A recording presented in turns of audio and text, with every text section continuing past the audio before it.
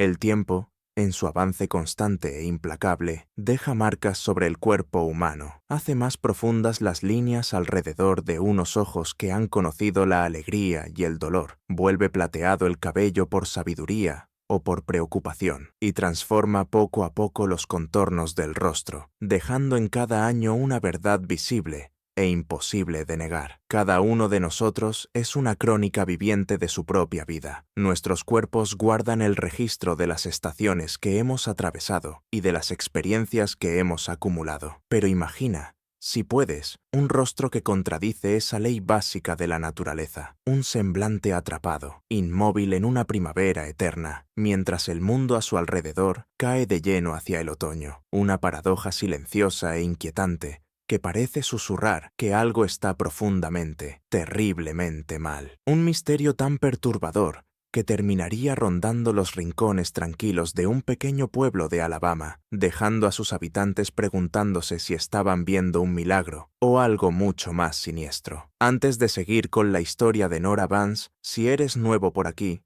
suscríbete, activa las notificaciones y cuéntanos en los comentarios desde qué estado o país nos escuchas. Ahora sí, entremos en Hardwick, Alabama, y en un misterio para el que nadie en ese pueblo estuvo realmente preparado. Hardwick, Alabama, en el año 1871, no era un lugar de grandes discursos ni de industria ruidosa. Era un pueblo que todavía intentaba recuperar el aliento, que aún trataba de cerrar las heridas profundas y supurantes de una guerra que había desgarrado a la nación, y en especial al sur, casi por completo. El aire mismo parecía arrastrar un tenue olor agrio de ceniza y derrota, mezclado con el perfume dulce y pesado de las magnolias, y con el polvo omnipresente que levantaban las carretas sobre caminos sin pavimentar. La guerra civil había terminado 6 años antes, pero su sombra seguía extendiéndose, larga y fría, sobre Hardwick, tocando a cada familia, cada campo y cada alma cansada. Los hombres que se habían marchado con el gris confederado regresaron, si es que regresaron, con la mirada vacía y silencios atormentados, muchas veces con el cuerpo roto y el espíritu marcado para siempre. Las mujeres, que habían mantenido el hogar en pie con recursos cada vez más escasos y ansiedades crecientes, enfrentaban ahora un futuro que se sentía al mismo tiempo extraño e insoportablemente sombrío. La economía de Hardwick, como la de tantos pueblos del sur, estaba unida al algodón de forma inseparable. Los campos se extendían bajo el sol implacable de Alabama, y sus copos blancos prometían una prosperidad que casi nunca llegaba al agricultor común. La parcería se había convertido en la nueva realidad para muchos, un ciclo de deuda y dependencia que sustituyó una forma de servidumbre por otra. Con una carga igual de pesada, los libertos recién emancipados avanzaban por un terreno traicionero, entre una libertad recién obtenida y un prejuicio profundamente arraigado. Sus esperanzas chocaban una y otra vez contra las duras realidades del Alabama de la reconstrucción. Las tensiones raciales hervían bajo la superficie de la sociedad respetable y a veces se desbordaban en actos de crueldad silenciosa o intimidación abierta, como un zumbido inquietante y constante al fondo de la vida diaria. El pueblo en sí era una modesta colección de casas de tablillas, casi todas en distintos grados de deterioro, con la pintura desprendiéndose como piel quemada por el sol. Una sola calle principal, polvorienta, albergaba una tienda general con estantes escasamente abastecidos, aunque su dueño, el viejo señor Abernathy, siempre estaba dispuesto a compartir un chisme o a escuchar con paciencia. Había un herrero, cuyo martillo marcaba las tardes silenciosas con un estruendo rítmico, y una pequeña oficina de correos, discreta, donde se esperaban con ansias las cartas de familiares lejanos, que con frecuencia traían noticias de penurias en lugar de fortuna. En el corazón de Hardwick, tanto en sentido geográfico como espiritual, se levantaba la primera iglesia bautista, con su campanario apuntando al cielo como una súplica desesperada. Los domingos, sus bancas se llenaban con la gente del pueblo, que buscaba consuelo, guía y sentido de comunidad en los sermones ardientes del reverendo Tate, cuya voz podía tronar como una tormenta de verano o calmar como una brisa suave, según las faltas morales que percibiera en su rebaño. Los caminos eran, en su mayoría, senderos de tierra que se volvían un lodazal imposible durante las lluvias torrenciales de primavera y se cocían hasta agrietarse bajo el calor sofocante del verano. Los sonidos de Hardwick eran sencillos: el mugido lejano del ganado, el canto de los grillos al anochecer, el relincho ocasional de un caballo, el murmullo de conversaciones en los porches y el zumbido constante de las moscas. Los olores eran terrosos: tierra húmeda después de la lluvia, humo de leña de las cocinas, la dulzura tenue y empalagosa de la madreselva y el sabor metálico y punzante del sudor de quienes trabajaban bajo el sol. La vida era dura, inflexible y profundamente tradicional. El cambio llegaba despacio, si llegaba, y cualquier cosa fuera de lo común era observada, comentada y muchas veces temida. Fue en ese mundo donde vivían Elias Vance y su hija, Nora. Su casa, una granja de 2 pisos, se alzaba a poco más de 1 milla del centro de Hardwick, protegida entre una pequeña arboleda de robles antiguos. En otro tiempo había sido una casa hermosa, construida con cuidado y orgullo, pero ahora llevaba una pintura gris desvaída y un aire silencioso de abandono, como si llorara junto a su dueño. Elias Vance era un hombre forjado en el crisol de la guerra, un antiguo oficial confederado que había regresado transformado de los campos de batalla de Virginia. Era alto, delgado, con una mandíbula dura y unos ojos que parecían ensombrecidos de manera permanente, incluso bajo la luz más intensa. Su cabello, antes de un castaño profundo, estaba ahora atravesado por canas prematuras y peinado hacia atrás desde una frente alta. Se movía con una rigidez casi militar, con los hombros siempre rectos y una mirada directa, pero poco acogedora. En público, Elías era un hombre de pocas palabras. Iba al pueblo por provisiones, con su calesa traqueteando por el camino polvoriento, y resolvía sus diligencias con una eficiencia silenciosa que desalentaba la conversación trivial. Pagaba sus deudas con puntualidad, asentía con sequedad a quienes se cruzaban con él y ofrecía apenas las cortesías más breves. Era respetado, de una forma distante y cautelosa, por su servicio en la guerra y por su inquebrantable estoicismo frente a la tragedia personal. Todos sabían que había perdido a su querida esposa, Clara, durante los años de la guerra, una pérdida que parecía haberlo vaciado por dentro, dejando solo la cáscara del hombre que alguna vez fue. Se le veía como un hombre de principios, aunque sombrío, y su aislamiento se atribuía al duelo. En casa, sin embargo, el silencio de la granja de los Vance era otra clase de bestia. Era un silencio nacido no de la paz, sino de un control asfixiante. Las rutinas de Elías eran meticulosas, casi rituales. Se levantaba antes del amanecer, atendía su pequeña parcela de algodón y maíz y luego regresaba a la casa para preparar el desayuno de Nora. Nora, su única hija, era una niña frágil, pequeña para su edad, con rasgos delicados y un cabello del color de la luz de luna hilada. Sin embargo, lo que más llamaba la atención eran sus ojos, de un azul profundo e inteligente, que parecía guardar una sabiduría antigua, o quizá una tristeza antigua. Se movía por la casa con una quietud inquietante. Sus pasos apenas se oían sobre las tablas gastadas del suelo. Su voz, cuando hablaba, era suave, casi un susurro, como si temiera romper la frágil paz que Elías protegía con tanto cuidado. Nora era, según todos, una niña bien portada, demasiado bien portada. Habrían susurrado algunos si se hubieran atrevido a decirlo en voz alta. Siempre iba aseada, con ropa sencilla pero limpia, y el cabello perfectamente trenzado. Pasaba los días leyendo los pocos libros que Elías tenía o dibujando en un cuaderno gastado, con sus manos delicadas moviéndose con una gracia silenciosa. Casi nunca jugaba fuera, y cuando lo hacía, siempre era dentro de los límites de la propiedad de los Vance, bajo la mirada vigilante y omnipresente de su padre. La gente del pueblo la veía como una niña callada, casi etérea, una flor frágil en un mundo duro. Sentían pena por la pérdida de su madre y por la vida sombría que llevaba con su padre recluido. La consideraban una niña quizá algo enfermiza, pero por lo demás, poco llamativa. Todavía no veían la verdad inquietante que, lenta y sutilmente, comenzaba a revelarse, una verdad que haría pedazos la fachada tranquila del hogar Vance y expondría una oscuridad que nadie en Hardwick estaba listo para comprender. La primera sombra, una ondulación tenue y casi imperceptible sobre la superficie tranquila de la vida en Hardwick, empezó a alargarse en la primavera de 1875. Habían pasado 4 años desde el final de la guerra, 4 años desde la última vez que Nora Vance había sido vista de verdad como una niña de 10 años. Ahora, según el calendario, debía tener 14, en el umbral de la feminidad, con el cuerpo empezando a mostrar los sutiles cambios y curvas que marcan el paso de niña a joven. Pero Nora, bajo la mirada cada vez más atenta de Mabel Pruitt, seguía siendo, de forma obstinada e inquietante, exactamente la misma. Mabel Pruitt era una mujer hecha para observar. Sus ojos, aunque a menudo entrecerrados por la sospecha, casi no dejaban pasar nada. Era una presencia habitual en la tienda general,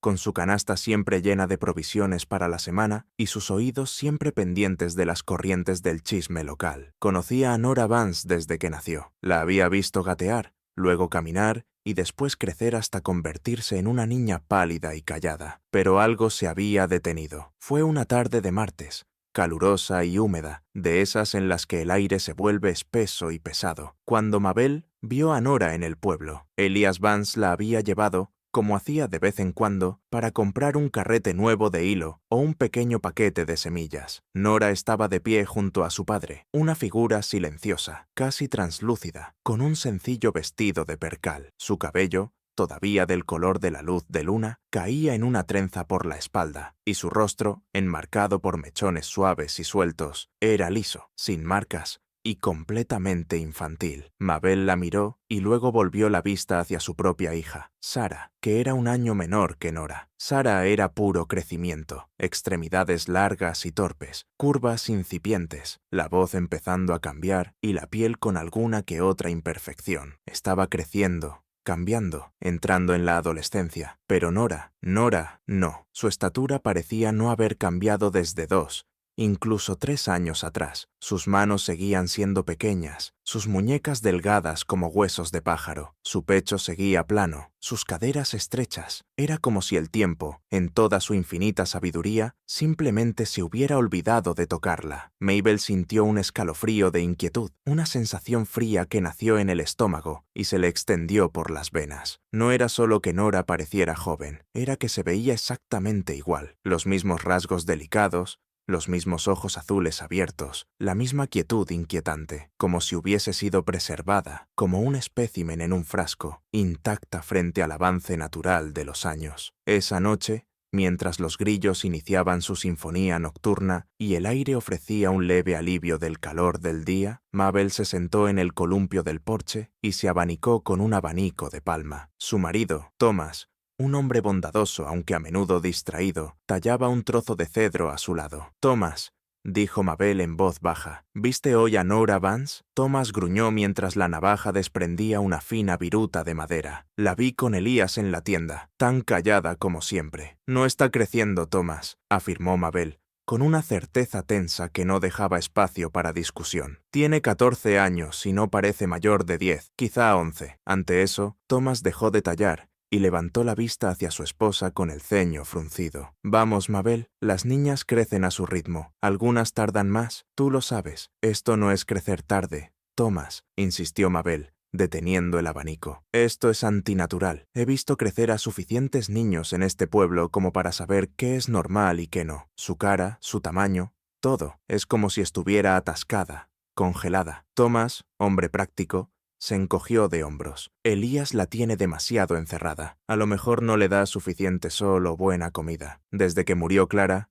Elías se volvió raro». Mabel resopló. «Es más que eso. Es una sensación, Thomas. Una sensación fría». Al día siguiente, la inquietud de Mabel se transformó en convicción. En la tienda de telas, mientras revisaba rollos de paño, se cruzó con la señora Henderson, una mujer conocida por su lengua afilada y su mirada todavía más aguda. «Mabel, ¿has visto últimamente a Nora Vance?», susurró la señora Henderson, inclinándose con aire conspirador y mirando de reojo la tienda casi vacía. Mabel se enderezó con un destello de sombría satisfacción en los ojos. «Sí, ayer mismo.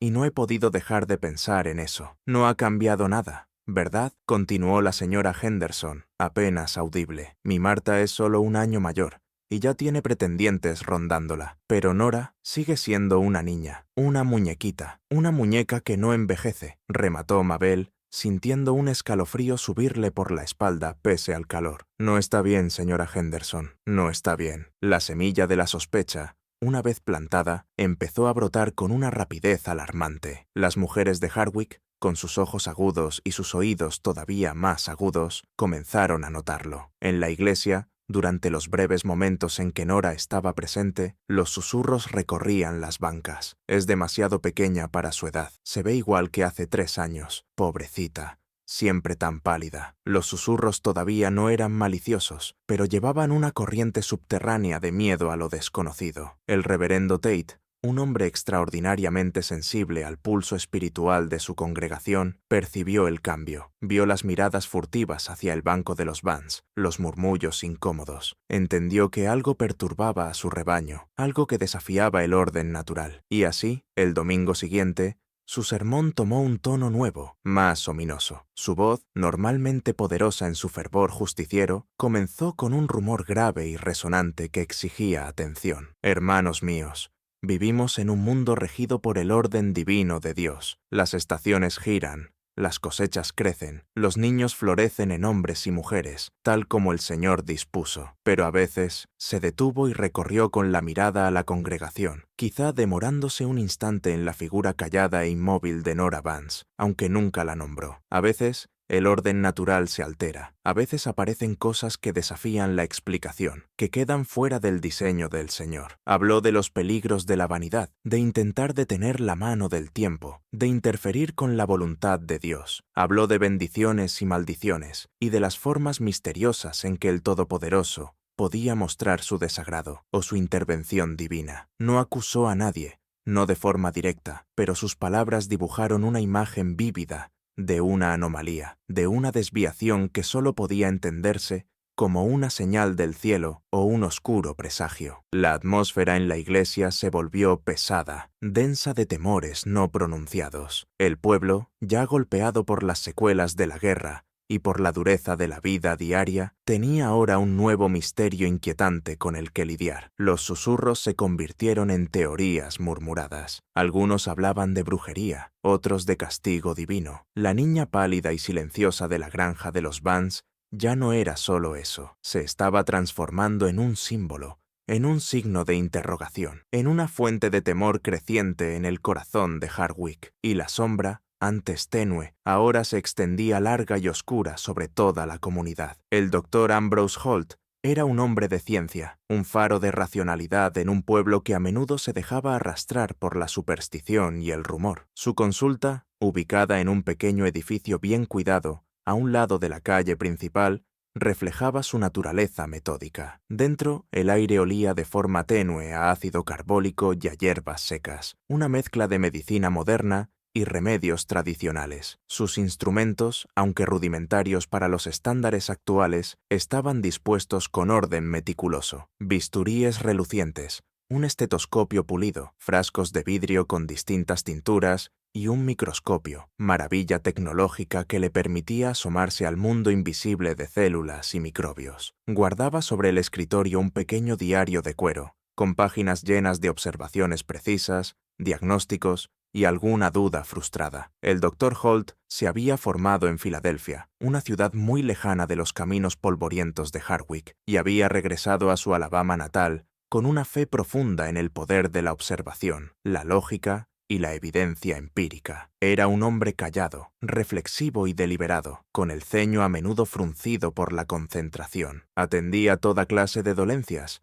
desde resfriados comunes hasta las fiebres más graves que azotaban al pueblo, con la misma dedicación constante por entender la causa de fondo. Era respetado, aunque no siempre plenamente comprendido, por la gente del lugar, que muchas veces prefería las palabras reconfortantes del reverendo Tate a los hechos fríos de la ciencia. Fue a finales del verano de 1875, en medio de los crecientes susurros sobre Nora Vance, cuando el propio Elias Vance fue a buscar al Dr. Holt. Elias llegó a la consulta con su habitual quietud, el rostro impasible y la postura rígida. Solicitó un examen completo para su hija, declarando con una frialdad escalofriante que la niña parecía desarrollarse lentamente y que había rumores. Era un movimiento preventivo, una maniobra calculada para frenar la marea de especulaciones y ofrecer una explicación médica a lo que el pueblo veía como una anomalía. El Dr. Holt aceptó. Su curiosidad profesional se despertó. Había oído los rumores, desde luego, pero los había descartado como el típico chisme de pueblo pequeño, exagerado y sin fundamento. Esperaba encontrar a una niña algo subdesarrollada, tal vez con desnutrición o una enfermedad crónica, y nada más. El examen tuvo lugar unos días después, en el entorno silencioso y estéril de la consulta del Dr. Holt. Nora Vance estaba sentada en la camilla, con los pies pequeños colgando y las manos juntas sobre el regazo. Estaba, como siempre, inquietantemente inmóvil, y sus ojos azules seguían los movimientos del Dr. Holt con una mirada inteligente, casi demasiado consciente. Elías permanecía en una esquina del cuarto, como un centinela silencioso, y su presencia pesaba sobre el pequeño espacio. El Dr. Holt empezó el examen de manera metódica. Midió su estatura. Apenas 4 pies y 8 pulgadas, una talla más propia de una niña de 10 u 11 años. La pesó, unas 75 libras, extraordinariamente poco. Observó la calidad fina, casi translúcida, de su piel y la ausencia de cualquier señal propia de la adolescencia. Le revisó los dientes, notando su tamaño pequeño, la ausencia de muelas del juicio y el aspecto general de una niña menor. Palpó sus huesos y sintió la estructura delicada de sus muñecas, tobillos y costillas. No había ninguna señal de los brotes de crecimiento vigorosos típicos de una niña de su edad. Después pasó a observaciones más íntimas, con su compostura profesional ocultando un malestar cada vez mayor. Registró la ausencia total de características sexuales secundarias: pecho plano, caderas estrechas, un cuerpo por completo carente de las curvas sutiles que marcan el inicio de la pubertad. Su voz, cuando respondió a las preguntas sobre su salud general: ¿te sientes cansada, Nora? ¿Tienes algún dolor?, era suave, aguda e infantil. No reportó ciclos menstruales ni cambios corporales de ningún tipo. El ceño del Dr. Holt se fue endureciendo con cada observación. Le preguntó a Elías por la dieta de Nora, sus rutinas diarias y su historial general de salud. Elías respondió con una precisión casi ensayada: alimentación equilibrada, sueño regular, ninguna enfermedad importante desde la infancia. Habló de la naturaleza tranquila de Nora, de su amor por la lectura y de su constitución delicada. Al terminar el examen, el Dr. Holt se encontró en un estado de profunda confusión. Desde el punto de vista médico, Nora Vance se presentaba como una niña de 10 u 11 años, quizá 12 como máximo. Sin embargo, Elías había afirmado sin vacilar que tenía 14. La discrepancia era clara e imposible de negar. Desafiaba todos los manuales médicos y toda comprensión fisiológica del desarrollo humano. Esa noche dejó sus notas en el diario, con una ligera vibración en una caligrafía que normalmente era impecable. Paciente: Nora Vance, 14 años, según el padre, Elías Vance. Edad aparente: 10 a 11 años. Estatura: 4 pies y 8 pulgadas. Peso: 75 libras. Piel delgada, pálida, sin cambios propios de la adolescencia. Dentición compatible con una edad menor. Ausencia de caracteres sexuales secundarios. La salud general parece frágil, pero no presenta signos claros de enfermedad. No se registran ciclos menstruales. Observación: desarrollo detenido. Causa desconocida. Sin patología evidente. Paciente callada, obediente e inteligente. El padre, Elías Vance, estuvo presente durante todo el examen. Conducta controlada, precisa, casi distante. Un caso inquietante. Requiere observación adicional. Una anomalía profunda. La inquietud que no conseguía sacudirse no era solo frustración profesional, era una percepción más profunda, más instintiva, de que algo estaba gravemente mal, algo que iba más allá de un simple enigma médico. Era como mirar un rompecabezas con piezas faltantes, pero con la certeza escalofriante de que esas piezas no se habían extraviado, sino que alguien las había quitado a propósito. El racionalista que llevaba dentro luchaba por conciliar los hechos con lo inexplicable. El hombre que había en él Sentía cómo un miedo helado empezaba a sentarse en sus huesos, una premonición de una oscuridad que apenas comenzaba a distinguir. Para entender la escalofriante profundidad de los actos de Elias Vance, primero hay que entrar en las sombras de su pasado, en el crisol de duelo y pérdida que deformó su propia alma. Antes de la guerra, Elías había sido otro hombre, un terrateniente orgulloso, un esposo devoto, alguien cuyo exterior severo se ablandaba de forma evidente en presencia de su amada esposa, Clara. Clara Vance era, según todos los relatos, una mujer de belleza etérea y espíritu sereno. Su cabello tenía el color de la luz de luna hilada, sus ojos eran de un azul profundo e inteligente, y su risa, aunque rara, decían que sonaba como pequeñas campanas. Ella era la luz de la vida de Elías, el ancla que lo mantenía firme en un mundo que a menudo podía sentirse caótico. Nora, su única hija, nació en 1861, justo cuando los primeros temblores de la guerra comenzaban a sacudir los cimientos de la nación. Desde el instante en que nació, Nora fue el reflejo de Clara. A medida que crecía, el parecido se volvió inquietantemente exacto. Los mismos rasgos delicados, el mismo cabello luminoso, los mismos ojos azules penetrantes. Para Elías, aquello era una fuente de inmensa alegría, una prueba viva de su amor por Clara. Entonces llegó la guerra. Elías, hombre de deber y convicción, respondió al llamado a las armas, dejando atrás a su joven esposa y a su hija pequeña. Marchó con las fuerzas confederadas, soportando campañas brutales, marchas interminables y la espantosa carnicería de batallas que convertían los campos en casas de muerte. Presenció actos indecibles, vio caer a hombres que conocía y respetaba, y sintió el agarre helado del miedo y la desesperación. La guerra le arrancó la inocencia y el optimismo, y empezó, lenta e inexorablemente, a desgastar su humanidad. Regresó de la guerra en 1865, no a una bienvenida de héroe, sino a un silencio mucho más devastador que cualquier estruendo del campo de batalla. Clara había muerto en 1863, mientras Elías aún combatía en Virginia, no por bala ni por cañón, sino por el avance insidioso de la tisis, una enfermedad que arrasó incontables hogares durante aquellos años de escasez. Se fue consumiendo poco a poco, dejando tras de sí a una comunidad desconsolada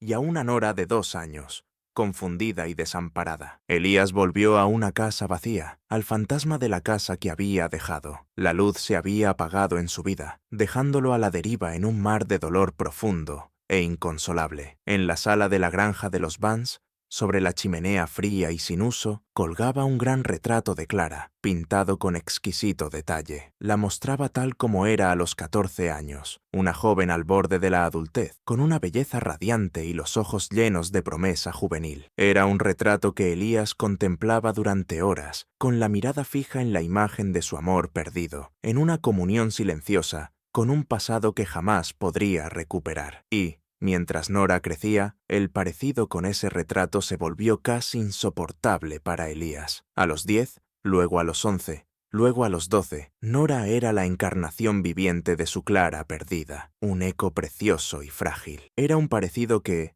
para Elías, se volvió al mismo tiempo consuelo y tormento, un recordatorio constante de lo que había perdido y un deseo desesperado, cada vez más intenso, de aferrarse a la única parte de ella que aún permanecía. Las primeras señales sutiles de que estaba ocurriendo algo deliberado, algo profundamente antinatural, empezaron a surgir en los recuerdos fragmentados de quienes, en otro tiempo, habían estado cerca del hogar Vance. El viejo señor Abernathy, dueño de la tienda general, un hombre cuya memoria era tan larga como su barba, recordaba haber visto a Elias Vance a horas extrañas, no en el pueblo, sino junto al arroyo que serpenteaba por el bosque lindante con su propiedad. Elias llevaba una pequeña cesta tejida, con la cabeza inclinada y movimientos furtivos. Parecía estar recogiendo algo, no bayas ni hongos, sino plantas pequeñas y discretas, de hojas verde apagado y tallos finos y fibrosos. El señor Abernathy no le dio importancia en ese momento, pensando que Elías juntaba hierbas para algún remedio casero, algo común en aquellos días. Pero ese recuerdo,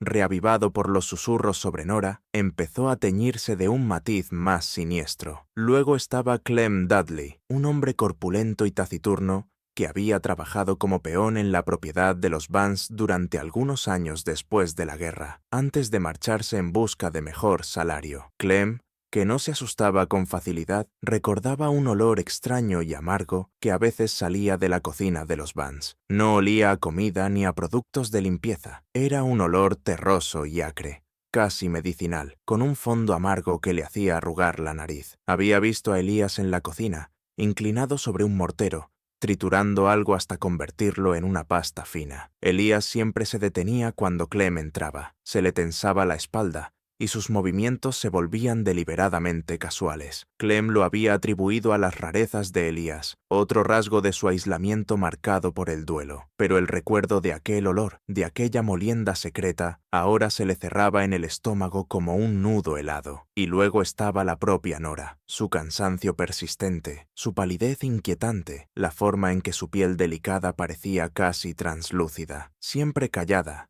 siempre obediente, nunca se quejaba. Incluso cuando Elías insistía en que bebiera una infusión de hierbas específica cada mañana o tomara una cucharada de una pasta espesa y oscura con las comidas, Nora obedecía. Elías la observaba con ojos intensos, sin parpadear, mientras tragaba la mezcla sin protestar. Le decía que era por su salud, para mantenerla fuerte, para alejar las enfermedades que se habían llevado a su madre. Y Nora, inocente y confiada, obedecía. Después de todo, era una niña, y su padre era su mundo, su único protector en un mundo que ya le había arrebatado todo lo demás. Las piezas estaban ahí, dispersas como hojas caídas, esperando a alguien con el intelecto y el valor necesarios para recogerlas y ensamblar el mosaico horroroso de la devoción retorcida de Elias Vance. Si esta historia ya te está inquietando, mejor, porque lo que el Dr. Holt estaba a punto de descubrir pondría en duda todo lo que creías sobre la medicina, sobre los padres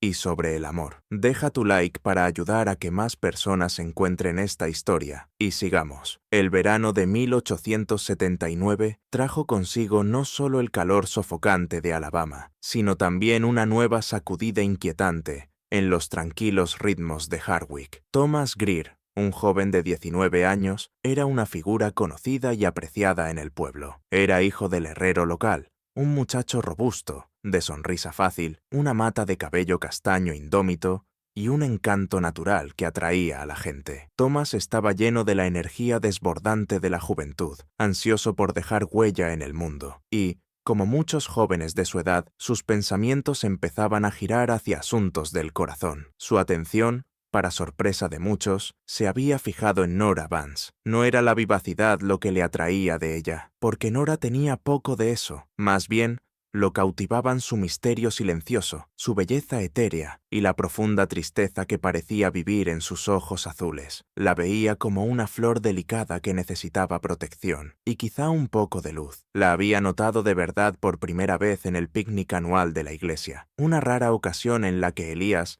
permitió que Nora saliera más allá de los límites de su propiedad. Nora, que según el calendario tenía entonces 18 años, seguía pareciendo una niña de no más de 12. Pero Thomas, con el idealismo romántico de la juventud, veía más allá de la anomalía física. Veía su espíritu amable, su inteligencia callada y esa belleza inquietante que le recordaba a una muñeca de porcelana. Sus encuentros eran breves, furtivos y cargados con la tensión tácita de una atracción prohibida. Thomas encontraba excusas para demorarse en la tienda general cuando sabía que Elías y Nora podían aparecer. Le ofrecía a Elías un saludo cortés y luego, a Nora, una sonrisa tímida y esperanzada. Nora, por su parte, le devolvía una sonrisa tenue, casi imperceptible, un destello cálido en unos rasgos habitualmente inmóviles. Una vez consiguió dejar caer cerca de sus pies una pequeña cinta de colores vivos, fingiendo que había sido un accidente. Nora la recogió y sus dedos delicados rozaron los de él al devolvérsela. Por un instante, sus miradas se encontraron y entre ambos pasó una comunicación silenciosa. En otra ocasión,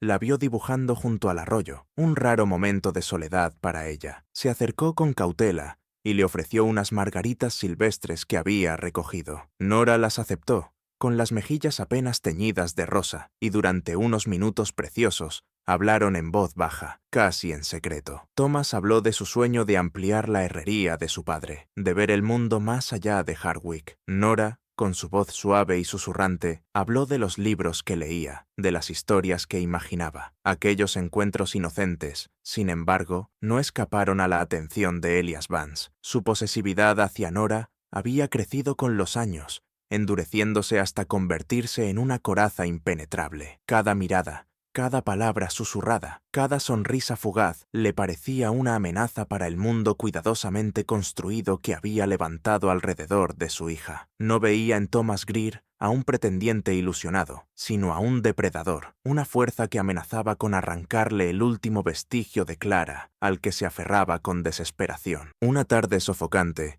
Elias vio a Thomas hablando con Nora frente a la tienda general, con un pequeño ramo de flores silvestres en la mano. La escena, inocente como era, encendió en Elías una furia fría. Su rostro, por lo general impasible, se deformó en una máscara de rabia apenas contenida. Caminó hacia ellos con un paso rígido y deliberado, con los ojos clavados en Thomas, con una intensidad que hizo que el muchacho se estremeciera. «Nora», dijo Elías con voz baja y peligrosamente calmada. «Nos vamos». No reconoció a Thomas, ni siquiera le dedicó una mirada. Simplemente tomó a Nora del brazo con un agarre firme y se la llevó, dejando a Thomas solo, con las flores silvestres todavía apretadas en la mano y un nudo de miedo cerrándose en el estómago. La escena pública, aunque breve, bastó para provocar una ola de incomodidad entre los pocos vecinos que la presenciaron. La posesividad de Elias Vance era bien conocida, pero aquello era algo más oscuro, más amenazante. Entonces, Thomas Greer desapareció. Fue un domingo por la tarde, una semana después del incidente frente a la tienda. Thomas les había dicho a sus padres que iba a dar un paseo, quizá para despejarse, quizá para intentar ver a Nora. El viejo señor Abernathy fue el último en verlo, caminando por el camino polvoriento que llevaba hacia la propiedad de los Vance, con el sol poniente proyectando sombras largas delante de él. Nunca regresó. La alarma se dio a la mañana siguiente. Los padres de Thomas, enloquecidos por la preocupación, avisaron al ayudante del sheriff, Orrin Falk. El ayudante Falk era un hombre de competencia silenciosa, con el uniforme a menudo cubierto de polvo y el rostro curtido por el sol. Era un buen hombre, entregado a su deber, pero la desaparición de un joven sin dejar rastro era un hecho raro y profundamente perturbador en Hardwick. El ayudante Falk inició una investigación de inmediato. Organizó grupos de búsqueda, rastreando los bosques y los campos alrededor de Hardwick, gritando el nombre de Thomas hasta quedar roncos. Interrogó a todos los que lo habían visto esa noche, anotando cada detalle con meticulosidad. Habló con el señor Abernathy, quien confirmó haber visto a Thomas dirigiéndose hacia la granja de los Vance. Naturalmente, el ayudante Falk fue a la propiedad de los Vance. Encontró a Elias Vance en el porche, tallando con calma un trozo de madera, con Nora sentada a su lado, leyendo en silencio. Elias recibió al ayudante con su habitual cortesía reservada. Cuando le preguntaron por Thomas, el rostro de Elias permaneció impasible. «No vi a nadie, ayudante. Nora y yo estuvimos en casa toda la tarde. Nos mantenemos apartados». Nora, cuando fue interrogada, simplemente asintió, con la mirada baja y la voz apenas audible. «No vi a nadie, señor». El ayudante Falk registró la propiedad de los Vance con el permiso renuente de Elias. No encontró nada, ni señales de lucha, ni objetos abandonados, ni tierra removida recientemente. La granja y los terrenos a su alrededor estaban cuidados con una pulcritud casi antinatural. El ayudante se marchó frustrado y profundamente inquieto. Elias Vance era un hombre extraño, pero no había pruebas, ninguna evidencia que lo vinculara con la desaparición de Thomas. El miedo de la comunidad se disparó. Los susurros sobre Nora empezaron a mezclarse con especulaciones aterradas sobre Thomas. ¿Se había marchado? ¿Había sufrido un accidente? ¿O había ocurrido algo mucho más siniestro? Elias Vance, silencioso y recluido, que antes era apenas objeto de compasión y de un respeto distante, pasó a convertirse en una figura de sospecha oscura. Su control inflexible sobre Nora, su actitud fría, su negativa inquebrantable, todo contribuía a un creciente sentimiento de pavor que cayó sobre Hardwick como un sudario. Mientras tanto, el Dr. Holt sentía en el estómago un nudo helado de certeza. La desaparición de Thomas Greer, unida a sus propias observaciones inquietantes sobre Nora Vance, consolidó su sospecha creciente sobre Elías. La anomalía médica, que antes era un rompecabezas desconcertante, ahora parecía inseparable de un posible crimen. Las piezas empezaban a alinearse, formando una imagen mucho más aterradora de lo que jamás había imaginado. Sabía,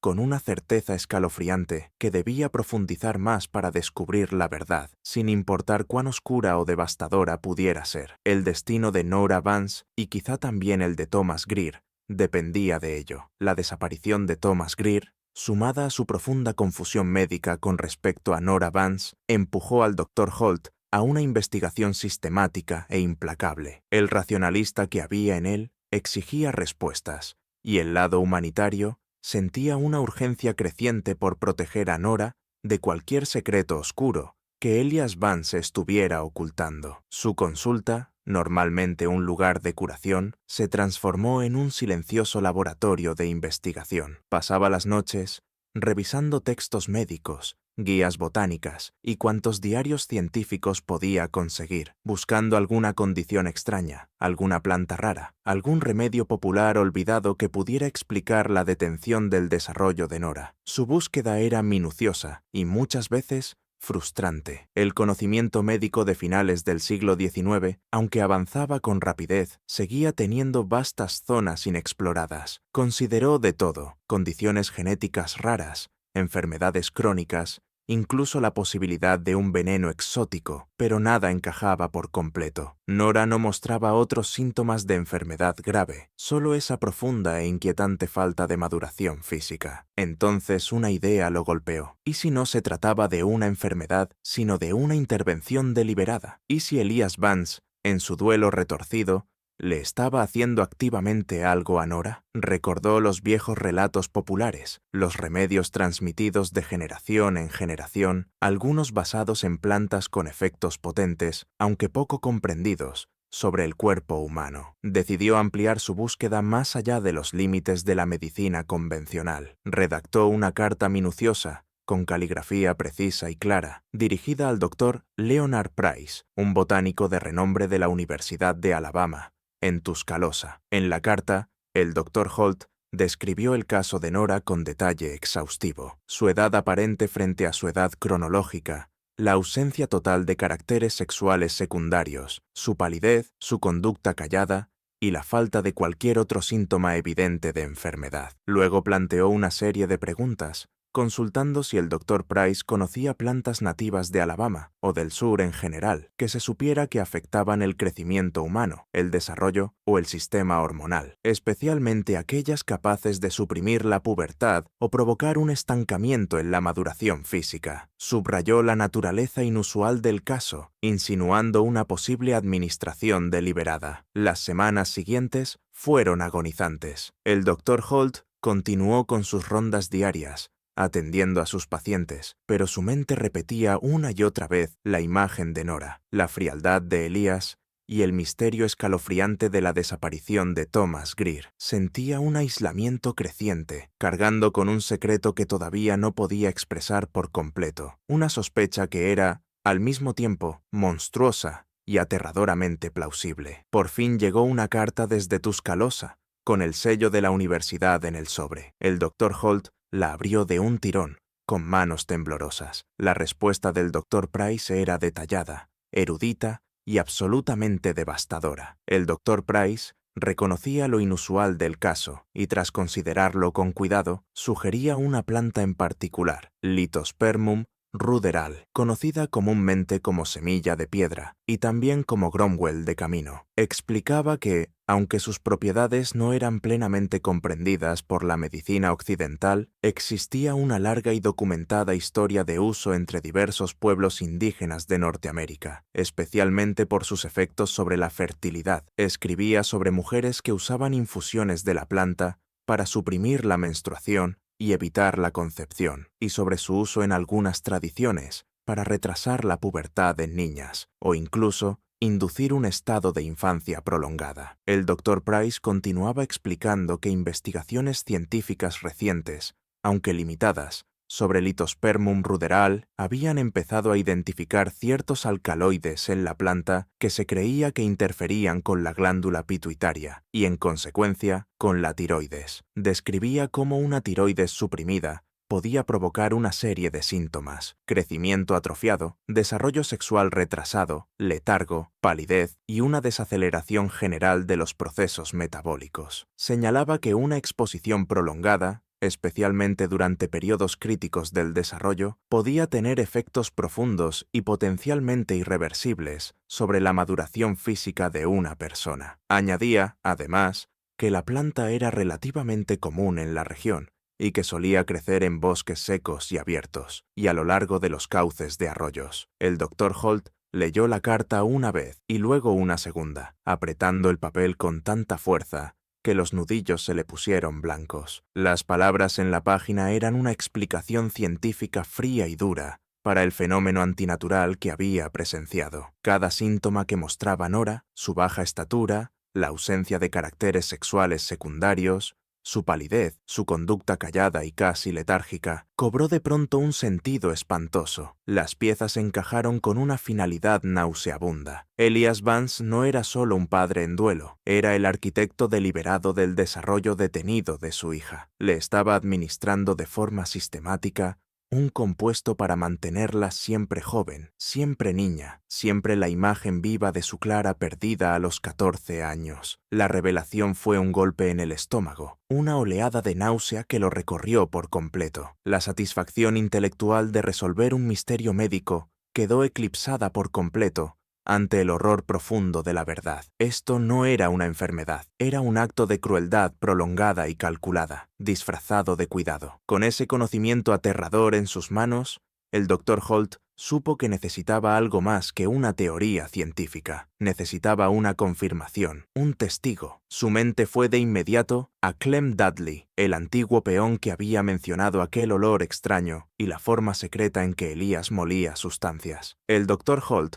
fue a buscar a Clem Dudley esa misma tarde. Lo encontró en la taberna del pueblo, sentado con un vaso de whisky, el rostro marcado por el cansancio de una jornada dura. Holt acercó una silla, pidió una zarzaparrilla y en voz baja pero sincera le explicó sus preocupaciones sobre Nora y las circunstancias extrañas que rodeaban la casa de los Vance. Mencionó la planta, el olor amargo, la pasta. Clem, al principio receloso y poco dispuesto a hablar mal de un antiguo patrón, comenzó a abrirse poco a poco ante las preguntas persistentes, pero suaves, del Dr. Holt. Recordaba el olor con claridad, como tierra amarga, y algo más, algo fuerte, doctor, que le hacía llorar los ojos a uno si se acercaba demasiado. Describió cómo veía a Elías, muchas veces tarde por la noche, inclinado sobre un pequeño mortero de madera en la cocina, triturando material vegetal seco hasta volverlo un polvo fino, y luego mezclándolo con un poco de agua para formar una pasta espesa y oscura. Siempre lo hacía en silencio, contó Clem,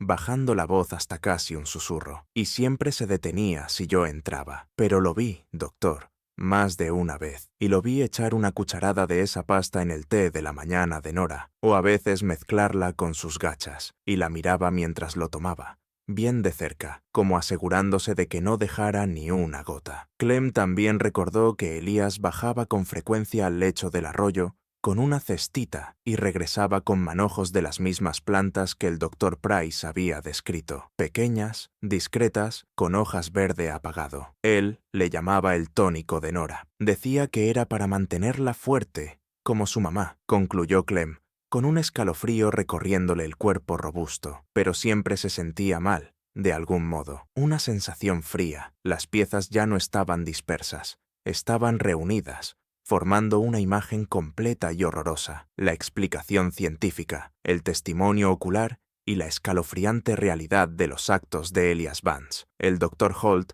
sintió un pavor profundo, pero también una determinación feroz. Ya tenía la verdad, ahora tenía que actuar. Si esta historia te está poniendo la piel de gallina, compártela con alguien que ame la historia oscura, y suscríbete para no perderte lo que viene. Lo peor todavía está por llegar. La confrontación era inevitable, una tormenta que llevaba años acumulándose, y que por fin estaba lista para estallar. El Dr. Holt, armado con la explicación científica del Dr. Price, y el estremecedor testimonio de Clem Dudley, supo que ya no podía esperar más. El destino de Nora Vance y la pregunta persistente y nunca pronunciada sobre Thomas Greer exigían una acción inmediata. Llegó a la granja de los Vance un martes por la tarde. El aire estaba pesado e inmóvil y el silencio de la propiedad resultaba casi sofocante. Encontró a Elias Vance en su estudio, una habitación pequeña y austera, llena de libros de historia y estrategia militar. El retrato de Clara Vance,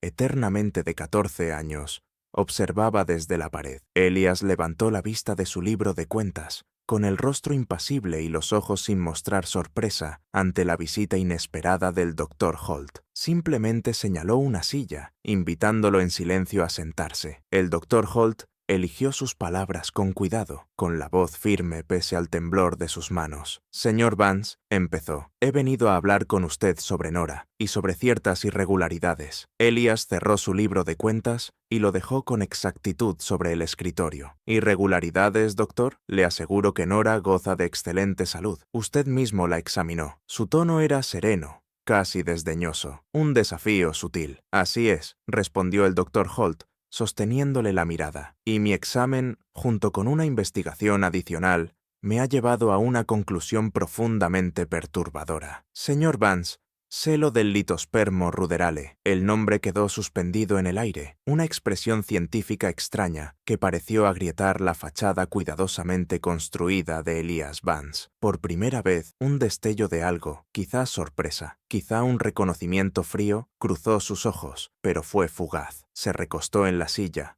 con las manos entrelazadas, manteniendo la postura rígida. «¿Y qué sabe exactamente sobre eso, doctor?» Su voz seguía siendo calmada, pero ahora tenía un filo, una quietud peligrosa. El Dr. Holt expuso sus hallazgos de forma meticulosa, clínica. Habló de la carta del Dr. Price, de las propiedades de la planta, de sus alcaloides, de sus efectos sobre la tiroides y la hipófisis, de su uso documentado para suprimir el desarrollo. Habló de los síntomas de Nora y de cómo coincidían perfectamente con una exposición prolongada al compuesto. Habló del testimonio de Clem Dudley, de la pasta amarga, del té de la mañana. No dejó ningún detalle sin mencionar, ninguna prueba sin presentar. Cuando el Dr. Holt terminó, el silencio en la habitación fue profundo, roto solo por el reloj de péndulo del pasillo. Elias Vance permaneció completamente inmóvil, con la vista clavada en el retrato de Clara. Luego giró lentamente la cabeza, con los ojos fríos y sin parpadear, hasta encontrarse con los del Dr. Holt. «¿Cree usted que he envenenado a mi hija, doctor?», preguntó Elias, con una voz sin emoción, casi conversacional. «Creo que usted ha frenado deliberadamente su crecimiento, señor Vance», corrigió Holt con firmeza, «para mantener la niña, para mantenerla como era». Hizo un gesto sutil hacia el retrato. Entonces Elias sonrió, una sonrisa fina y helada que no alcanzó sus ojos. «¿Cómo era?» «Sí, como era Clara. Verá, doctor, usted es un hombre de ciencia, entiende la mecánica del cuerpo, las funciones de glándulas y compuestos, pero no entiende la mecánica del corazón, no entiende la pérdida». Se levantó de la silla y caminó despacio hacia el retrato de Clara, dándole la espalda al Dr. Holt. Cuando volvió a hablar, su voz era baja, casi un monólogo, cargada de una mezcla escalofriante de duelo, obsesión y lógica aterradora. «Clara», empezó, extendiendo la mano para rozar con suavidad la mejilla pintada de su esposa. «Ella lo era todo, la luz, el calor, el mismo aire que yo respiraba. Y luego la guerra me la quitó, no con una bala, sino con una tos, una fiebre, una lenta agonía. Yo estaba lejos, luchando por una causa que ya estaba perdida, mientras ella moría sola. Volví a una casa vacía, doctor, a una tumba vacía y resonante. Solo quedaba Nora, un eco pequeño y frágil de su madre». Se volvió y sus ojos ardían con una intensidad que hizo que el Dr. Holt retrocediera por instinto, y a medida que Nora crecía, se parecía cada vez más a Clara. A los 14, era Clara, exactamente como en ese retrato. Los mismos ojos, El mismo cabello, los mismos rasgos delicados. Era un milagro, doctor. Una segunda oportunidad. Un pedazo de Clara devuelto a mí. Su voz cayó hasta volverse casi un susurro, cargado de una ternura profunda y retorcida. Pero el tiempo es un ladrón, doctor. Me la habría robado otra vez. Habría tomado esa imagen preciosa, ese último vestigio de Clara, y la habría transformado en otra cosa. En una mujer que crecería, cambiaría y al final me dejaría, igual que Clara. No podía soportarlo, no podía perderla otra vez. Hizo una pausa y recorrió con la mirada al doctor Holt, como si esperara comprensión, incluso empatía. Así que encontré una forma antigua, una forma olvidada. Las plantas junto al arroyo, el conocimiento transmitido. Investigué, experimenté, encontré el medio para preservarla, para mantenerla a salvo del desgaste del tiempo, de los cambios inevitables que habrían borrado el rostro de Clara de su cara. La mantuve pura, doctor, intacta, siempre de 14 años, siempre clara. Su lógica era aterradora por su claridad, por su total ausencia de brújula moral. Creía de verdad que no había hecho nada malo. No lo veía como crueldad, sino como un acto de amor profundo y desesperado. Había preservado a su hija no por ella, sino por sí mismo, para alimentar su duelo insaciable. ¿Lo entiende, doctor?, continuó Elías, endureciendo la voz. Lo hice por amor, amor de padre,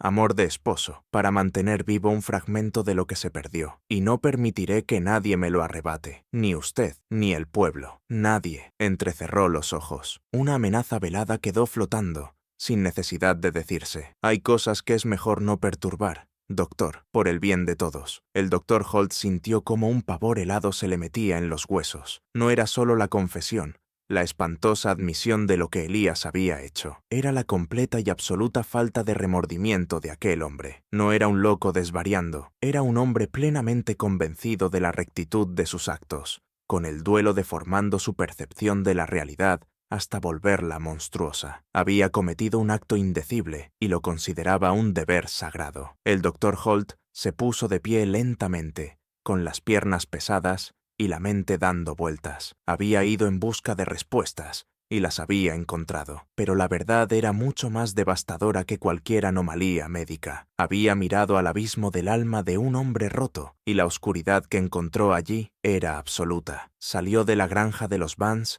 sacudido hasta lo más profundo. La imagen del retrato de Clara y el monólogo helado de Elías quedaron grabados en su memoria. La confrontación había terminado, pero el verdadero horror apenas empezaba. La verdad, una vez desenterrada, tiene la costumbre de deshacerlo todo. El doctor Holt, todavía tambaleándose por su encuentro con Elías Vance, supo que no podía cargar ese peso en soledad. A la mañana siguiente, con el corazón oprimido y una determinación sombría, fue a buscar al ayudante Orrin Falk. Le expuso toda la secuencia espantosa, la explicación científica del litospermo ruderale, el relato detallado del Dr. Price, el testimonio ocular de Clem Dudley sobre Elías preparando y administrando la pasta, y por último, la confesión escalofriante de Elías, con su retorcida justificación para mantener a Nora en un estado perpetuo de infancia. El ayudante Falk escuchó en un silencio atónito. Su habitual compostura estoica fue resquebrajándose poco a poco, convertida en una mezcla de incredulidad y horror naciente. ¿Me está diciendo que ha estado envenenando a su propia hija, doctor, para que se viera como su madre muerta? Las palabras parecían costarle. La idea era demasiado monstruosa para abarcarla por completo. No un veneno en el sentido convencional, ayudante, aclaró el doctor Holt, sino un compuesto que ha detenido sistemáticamente su desarrollo, su propia feminidad, un acto deliberado sostenido durante años. Luego mencionó la desaparición de Thomas Greer, uniendo los puntos entre el interés de Thomas por Nora y la rabia posesiva de Elías. Creo, ayudante, que la desaparición de Thomas Greer está directamente relacionada con esto. Elías Vance no toleraría ninguna amenaza contra su creación. Falk, ya completamente convencido por el peso de las pruebas, actuó con rapidez. Consiguió una orden judicial, un paso raro y grave en el tranquilo Hardwick, y regresó a la propiedad de los Vance con un pequeño grupo de hombres. Esta vez, Elías Vance no ofreció resistencia. Su rostro era una máscara de fría resignación. Observó, impasible, cómo el ayudante Falk y sus hombres registraban la granja. El registro arrojó pruebas condenatorias. En el sótano, escondidos bajo una tabla suelta del piso, encontraron manojos de litospermo ruderale seco, cuidadosamente conservados. Junto a ellos había un mortero pequeño y gastado, todavía con restos de un residuo oscuro y terroso. Después, en un cajón cerrado con llave del estudio de Elías, descubrieron un pequeño cuaderno encuadernado en cuero. No era un diario emocional, sino un registro meticuloso, en la letra precisa de Elías, donde anotaba dosis, frecuencia de administración y respuestas físicas de Nora a lo largo de los años. Entradas como: la estatura de Nora no ha cambiado este trimestre. Bien, su piel sigue tersa. La dosis es correcta. O, de forma escalofriante, el joven Thomas Greer mostró hoy un interés indebido en Nora. Debe asegurarse su pureza. La dosis se incrementará ligeramente durante una semana. El cuaderno era un testimonio frío y clínico de su obsesión monstruosa. Con las pruebas aseguradas, el ayudante Falk y el Dr. Holt sacaron a Nora de la granja de los Vance con firmeza, pero con cuidado. La llevaron al consultorio del Dr. Holt, lejos de la presencia asfixiante de su padre, para un examen adecuado y sin vigilancia. Nora se sentó en la camilla, con sus pequeñas manos entrelazadas y los ojos grandes y luminosos. Estaba tan pálida como siempre, pero había en ella una nueva vulnerabilidad, frágil y evidente. El Dr. Holt le habló con suavidad y amabilidad, explicándole en términos sencillos lo que habían descubierto. Le habló de la planta, de sus efectos, de cómo había impedido que su cuerpo creciera como debía. Observó su rostro, esperando confusión, quizá enojo o incluso la negación de una niña, pero lo que vio fue una comprensión profunda y desgarradora. Entonces, Nora habló. Su voz, habitualmente un susurro, seguía siendo suave, pero llevaba una claridad terrible. «Yo lo sabía», dijo, con la mirada fija en un punto lejano más allá de la ventana. Sabía que era diferente. Las otras chicas crecían, sus cuerpos cambiaban, pero el mío se quedaba igual. Padre decía que era un tónico especial para mantenerme sana, como mamá. Decía que mamá era hermosa y que yo me parecía a ella, y que quería que siguiera siendo así. Hizo una pausa. Una sola lágrima trazó un camino por su mejilla delicada. A veces me sentía cansada y hambrienta, pero no de comida, solo cansada. Pero yo amaba a mi padre, era lo único que tenía. Él amaba tanto a mamá. Yo pensé que me estaba cuidando. No entendía que estaba mal. Su confesión no fue una acusación, sino una declaración de dolor profundo y silencioso. A su manera inocente, infantil, ella sabía que algo no estaba bien, pero el amor y la dependencia que sentía por su padre la habían cegado ante la verdadera naturaleza de sus actos. Había sido prisionera del duelo de él, un monumento viviente a su amor perdido, con su propia vida y su desarrollo sacrificados en el altar de su obsesión. Su resignación, su terrible y callada aceptación de su destino, resultaba más devastadora que cualquier estallido de rabia. Era una niña a la que le habían negado la infancia, y una mujer a la que le habían negado la feminidad, todo por la mano del hombre que decía amarla más. La cuestión de Thomas Greer, aunque Elías nunca la respondió de forma explícita, quedó suspendida en el aire como una implicación silenciosa y helada. La anotación en el cuaderno, el aumento de la dosis tras el interés de Thomas, la ausencia de cualquier rastro del joven y el hallazgo de material vegetal cerca del lecho del arroyo, donde Thomas fue visto por última vez, apuntaban todos en una sola dirección terrible. Nunca apareció un cuerpo. Nunca hubo una prueba definitiva de la participación directa de Elías en la desaparición de Thomas, pero en las miradas silenciosas y cómplices que intercambiaron el Dr. Holt y el ayudante Falk, la verdad quedó entendida. Thomas Greer se había convertido en otra víctima de la devoción monstruosa de Elias Vance, una amenaza eliminada para preservar su visión retorcida de Nora. El desmoronamiento estaba completo, dejando tras de sí un paisaje de inocencia rota y horror indecible. Las consecuencias del caso de Nora Vance sacudieron Hardwick como una onda expansiva, en un pueblo que ya venía exhausto por la guerra y las dificultades. El sistema legal de la Alabama de la década de 1870, sin embargo, estaba mal preparado para enfrentar un crimen tan singular y tan complejo en lo psicológico. Elias Vance fue arrestado por supuesto, y acusado de varios cargos relacionados con el daño deliberado a su hija. Pero la idea de frenar el desarrollo mediante medios botánicos era ajena a la ley, y la ausencia de un cuerpo en el caso de Thomas Greer hacía imposible probar de manera concluyente una acusación de asesinato. El juicio fue un espectáculo que atrajo a curiosos desde millas a la redonda. Elias Vance, fiel a sí mismo, se mantuvo impasible en todo momento, y su testimonio fue una repetición escalofriante de su lógica retorcida. Había actuado por amor, para preservar la memoria de su esposa,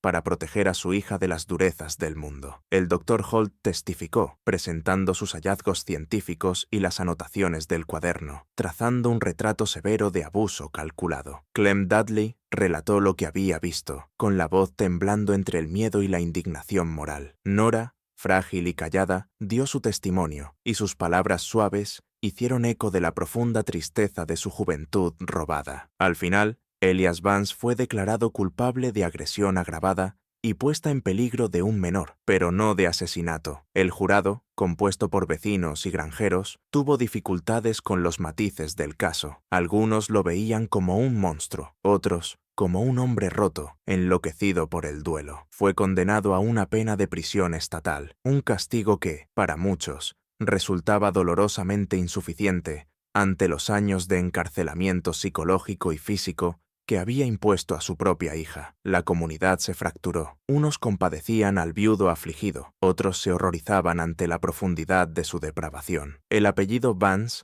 antes asociado con respeto silencioso, pasó a ser sinónimo de una historia oscura e inquietante. Nora, por fin libre del control asfixiante de su padre, parecía el fantasma de una muchacha. Su cuerpo, aunque ya no recibía el compuesto, había quedado alterado de forma irreversible. Fue acogida por la familia de un primo lejano en Tuscaloosa, una pareja anciana y bondadosa, que le ofreció un refugio tranquilo. La transición fue difícil. Nora estaba retraída, su voz rara vez superaba el susurro, y sus ojos conservaban aquella tristeza antigua. Había perdido años de desarrollo normal, años de interacción social, años de simplemente ser una niña. El Dr. Holt, perseguido por el caso, dejó una última entrada en su diario, con una letra ya más reflexiva que clínica. El caso Vance se cierra, pero sus sombras perduran. La ciencia ofreció la explicación, pero no pudo reparar el espíritu quebrado. Nora Vance, víctima de un amor tan profundo que se volvió monstruoso. Puede que su cuerpo comience lentamente a alcanzar algo de desarrollo, pero los años robados,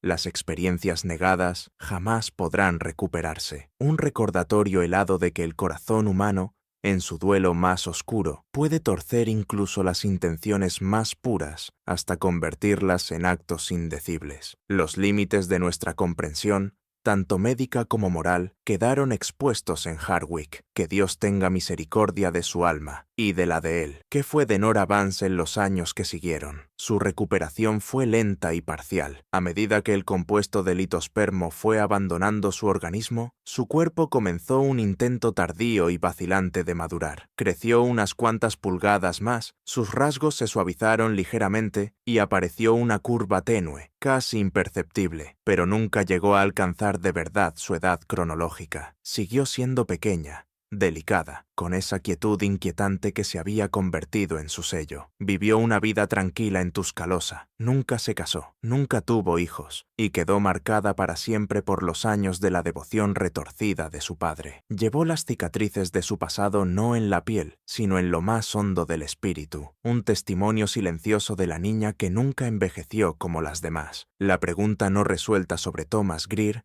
permaneció como una mancha oscura en la historia de Hardwick. Su desaparición nunca se explicó del todo. Su cuerpo nunca fue hallado. Sus padres guardaron luto hasta sus últimos días, preguntándose siempre qué había sido de su hijo. El pueblo de Hardwick, a su manera, intentó olvidar. La historia de Nora Vance se convirtió en una leyenda susurrada, una advertencia contada en voz baja, junto a fuegos crepitantes, con detalles deformados y adornados con cada nueva narración. Algunos prefirieron recordar a Elias Vance como una figura trágica, otros como un monstruo, pero nadie pudo negar que aquel pueblo silencioso y modesto había presenciado un horror que desafiaba toda explicación sencilla, un recordatorio escalofriante de la oscuridad que puede pudrirse en el corazón humano cuando el duelo y la obsesión se entrelazan. Esta historia nos deja una pregunta que no tiene una respuesta fácil. ¿Qué significa cuando la crueldad lleva el rostro del amor? ¿Qué opinas de la historia de Nora? Déjame tu comentario abajo. Si quieres más historias como esta, oscuras, reales e imposibles de olvidar, suscríbete, activa la campana y compártela con alguien que ame los rincones más oscuros de la historia. Nos vemos en el próximo video. Gracias por mirar.